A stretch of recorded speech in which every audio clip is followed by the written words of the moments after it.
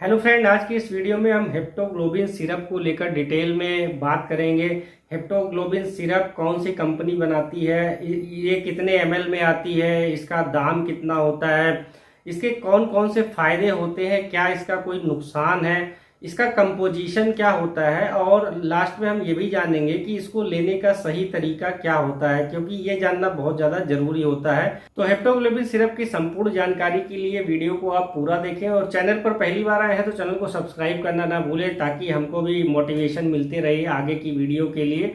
और अगर आपको ये वीडियो पसंद आती है, यूज़फुल लगती है, लाभदायक लगती है, तो आप इसको अपने फ्रेंड्स के साथ में शेयर करना भी ना भूलें, ताकि सही जानकारी उन तक भी सही समय से पहुंच सके। चलिए शुरू करते हैं।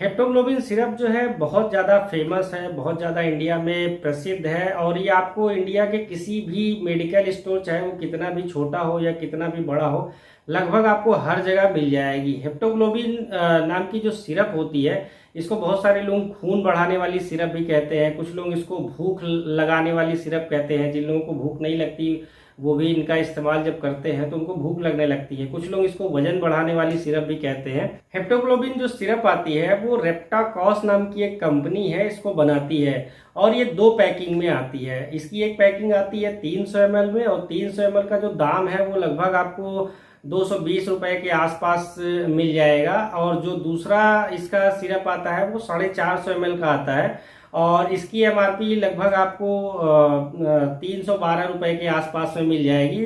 हेप्टोग्लोबिन नाम की जो सिरप है, इसका इस्तेमाल कहाँ कहाँ पर किया जाता है, सबसे पहले उसको जान लेते हैं। तो सबसे पहला और सबसे बड़ा उपयोग जो हेप्टोग्लोबिन सिरप का होता है वो अनीमिया के केस में होता है। अनीमिया का मतलब ये होता है कि किसी व्यक्ति के अंदर अगर खून की कमी हो जाए तो उस चीज़ को अनीमिया बोलते हैं।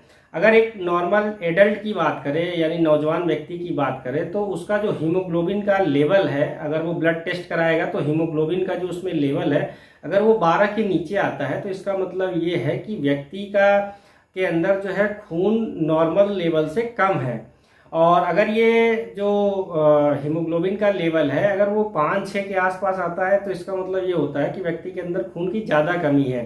तो जब भी व्यक्ति के अंदर अनीमिया का केस होता है, उसके अंदर खून की कमी होती है, तो वहां पर इस सिरप का इस्तेमाल किया जाता है। अब इसका दूसरा जो सबसे बड़ा उपयोग होता है वो प्री ऑपरेटिव या पोस्ट ऑपरेटिव में होता है। प्री ऑपरेटिव का मतलब ये है कि अगर किसी व्यक्ति का ऑपरेशन होने जा रहा है, तो अगर ऑपरेशन के पहले ही ये पता चल गया कि इसके अंदर खून की कमी है, तो ऑपरेशन जो है अवॉइड किया जाता है। फिर उसको इंतजार किया जाता है कि पहले इसके अंदर खून बढ़ाया जाए, उसके बाद फिर ऑपरेशन करेंगे। तो इस चीज़ को प्री ऑपरेटिव बोलते हैं। तो जहां प्री ऑपरेटिव का केस होता है वहां पर भी डॉक्टर जो है हेप्टोग्लोबिन सिरप का इस्तेमाल पेशेंट के ऊपर करते हैं। पोस्ट ऑपरेटिव केस में भी जो है इसका बहुत ज़्यादा इस्तेमाल डॉक्टरों द्वारा पेशेंट पर किया जाता है। पोस्ट ऑपरेटिव का मतलब ये है कि किसी व्यक्ति का ऑपरेशन हुआ और ऑपरेशन के दौरान उसका बहुत ज़्यादा खून निकल गया, तो फिर से खून के लेवल को बढ़ाने के लिए, उसको नॉर्मल करने के लिए हेप्टोग्लोबिन सिरप का इस्तेमाल डॉक्टर द्वारा पेशेंट पर किया जाता है। अब कई सारी महिलाएं या ऐसी होती हैं जिनको हैवी ब्लीडिंग होती है पीरियड्स में। जब भी उनको पीरियड्स आता है तो बहुत ज़्यादा ब्लीडिंग होने की वजह से उनके अंदर खून की कमी हो जाती है। तो ऐसे में भी महिलाओं को डॉक्टर द्वारा ये सिरप दी जाती है, जिससे उनका जो ब्लड का लेवल है, जो उनके अंदर खून की कमी ना होने पाए।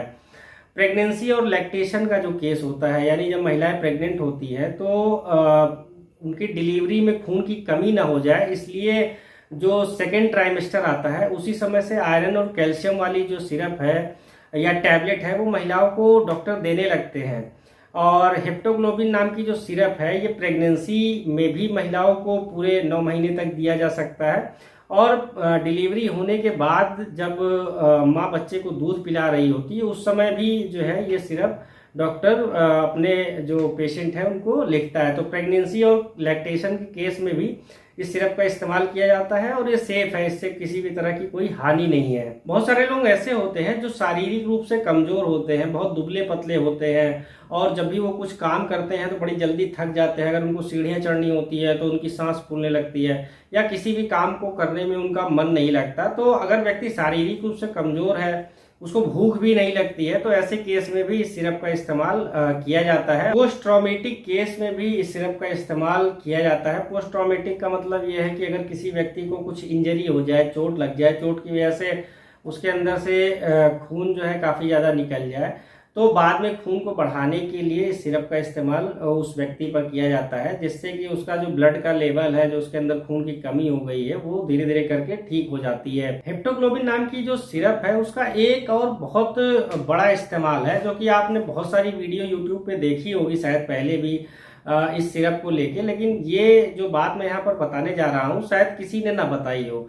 तो इस सिरप का जो इस्तेमाल है वो लीवर डिटॉक्सिफिकेशन के केस में भी किया जा सकता है। लीवर डिटॉक्सिफिकेशन का मतलब ये है कि अगर आपके लीवर में किसी भी तरह की गड़बड़ी हो रही हो, लीवर की टिश्यू खराब हो रही हो, या लीवर को किसी भी तरह का डैमेज हो रहा हो, तो इस सिरप को लेने से वो डैमेज धीरे धीरे करके रुकने लगता है। हेप्टोग्लोबिन सिरप लीवर डिटॉक्सिफिकेशन का काम कैसे करती है और ये लीवर को खराब होने से कैसे बचाती है, उसको प्रोटेक्ट कैसे करती है, तो ये जो सिरप होती है इसमें लीवर का एक्सट्रैक्ट पाया जाता है, जो कि कैटल्स से निकाला जाता है। कैटल्स का मतलब ये होता है मवेशी, यानी कि पशु। तो पशुओं का लीवर लिया जाता है और उसको एक्सट्रैक्ट किया जाता है, और उसी लीवर एक्सट्रैक्ट का इस्तेमाल जो है सिरप में किया जाता है।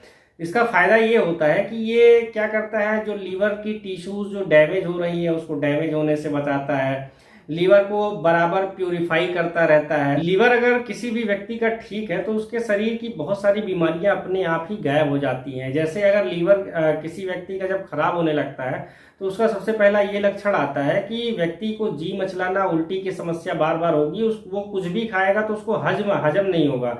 और अगर लीवर की समस्या लंबे समय तक बनी रहती है तो आपने देखा होगा कि बहुत सारे लोगों को जॉइंडिस यानी पीलिया की शिकायत हो जाती है। इसलिए व्यक्ति का अगर लीवर ठीक रहेगा तो उसका खाने पीने वाली व्यवस्था ठीक रहेगी, उसको हर चीज हजम होगी जो खाएगा वो, तो उससे उसका वजन बढ़ेगा, उससे उसकी भूख खुलेगी और वो अपने आप में एनर्जी फील करेगा। तो हेप्टोग्लोबिन नाम की जो सिरप है उसके ये सारे उपयोग होते हैं। अब बात कर लेते हैं इसका कंपोजिशन। तो कंपोजिशन की अगर बात कर ले तो इसमें प्रोटियोलिटिक लीवर पाया जाता है। जो अभी मैंने आपको बताया प्रोटियोलिटिक लीवर क्या होता है, लीवर का एक्सट्रैक्ट होता है जो कि कैटल्स यानी मवेशियों से के लीवर से एक्सट्रैक्ट करके निकाला जाता है। तो अगर इस सिरप का कोई भी व्यक्ति 5 ml इस्तेमाल करता है तो 5 ml में जो प्रोटियोलिटिक लीवर होगा वो 40 mg होता है। हेप्टोग्लोबिन सिरप में जो दूसरा इंग्रेडिएंट पाया जाता है वो होता है पेप्टोन। तो अगर 5 ml आप इस सिरप का लेंगे तो उसमें जो पेप्टोन का अमाउंट होगा वो 20 mg होगा। पेप्टोन करता क्या है, तो पेप्टोन आपकी बॉडी में अगर इन्फ्लामेशन है, अंदर से सूजन है या पेन है, अंदर से दर्द है, तो उसको वो ठीक करता है। अब इसमें जो तीसरा इंग्रेडिएंट पाया जाता है वो होता है एलिमेंटल आयरन। तो अगर आप इसकी 5 ml लेंगे तो उसमें जो एलिमेंटल आयरन होगा वो 10.95 mg होगा। एलिमेंटल आयरन का मतलब ये होता है कि आयरन का वो हिस्सा जो आपकी ब्लड में पहुंच जाता है उसी को एलिमेंटल आयरन कहते हैं। अगर आपने 10 mg की आयरन की कोई सपोज करिए कि गोली ली, तो 10 में आपके जो ब्लड में आयरन का सपोज करिए 5 mg पहुंच रहा है, तो एलिमेंटल आयरन क्या होगा 5 mg, इसी को एलिमेंटल आयरन बोला जाता है। अब इसमें जो अगला इंग्रेडिएंट होता है वो होता है विटामिन B9। विटामिन B9 को फोलिक एसिड भी बोलते हैं या कुछ लोग इसको फोलेट भी बोलते हैं। ये तीनों चीजों एक है। तो अगर आप 5 ml इस सिरप का लेंगे तो 5 ml में जो फोलेट या फिर फोलिक एसिड या आप विटामिन B9 जो भी कहना चाहें उसका इसमें 0.17 mg आपकी बॉडी में पहुंचेगा जब आप इसका 5 ml लेंगे। तो ये चारों इंग्रेडिएंट हैं जो कि सिरप में पाए जाते हैं और इस प्रोडक्ट को ये सारे जो इंग्रेडिएंट हैं मिलकर इतना ज़्यादा खास बनाते हैं। अब ये जान लेते हैं क्या इसका कोई साइड इफेक्ट है। तो साइड इफेक्ट तो वैसे बहुत ही कम लोगों में देखा गया है, पर हो सकता हो किसी किसी को इसको लेने के बाद हेडेक की प्रॉब्लम हो जाए, उनको सिर में दर्द की प्रॉब्लम हो जाए, या उनको कॉन्स्टिपेशन की प्रॉब्लम हो जाए, या पेट में दर्द हो जाए, या उनका जो स्टूल है, लैट्रिन है, वो काले कलर की हो जाए। तो अगर स्टूल काले कलर की हो रही है और उनको कोई प्रॉब्लम नहीं है तो इसका मतलब ये है कि ये दवा काम कर रही है और कोई दिक्कत नहीं है। जब ये दवा वो बंद करेंगे तो स्टूल का कलर अपने आप नॉर्मल कलर में हो जाएगा। बाकी अगर कॉन्स्टिपेशन की प्रॉब्लम हो रही है या पेट में दर्द हो रहा है तो फिर आप इस सिरप का इस्तेमाल करना बंद कर दें और अपने डॉक्टर को ये चीज़ जरूर बताएं। अभी सिरप के डोज और ड्यूरेशन की बात कर लेते हैं, यानी कितनी मात्रा इसकी ली जानी चाहिए और कितने दिनों तक ली जानी चाहिए। तो सबसे पहले बात कर लेते हैं एडल्ट की। जो नौजवान लोग हैं वो अगर उनके अंदर खून की कमी हो जाए तो वो जो है इसका 15 ml सुबह और 15 ml शाम का इस्तेमाल कर सकते हैं। 15 ml का ये मतलब होता है कि 3 चम्मच, तो 3 चम्मच सुबह और 3 चम्मच शाम वो इसका इस्तेमाल कर सकते हैं। अगर उनके अंदर खून की थोड़ी बहुत कमी है तो 3 चम्मच की जगह 2 चम्मच सुबह या 2 चम्मच शाम वो इसका इस्तेमाल कर सकते हैं। 1 महीने तक इस्तेमाल करें, फिर से अपना ब्लड टेस्ट कराएं। अगर उनका जो लेवल है हीमोग्लोबिन का नॉर्मल आ जाता है तो बंद कर दें, नहीं तो फिर वो इसको कंटिन्यू 2 महीने या 3 महीने तक ले सकते हैं। 3 महीने से ऊपर इसका लगातार इस्तेमाल नहीं करना है।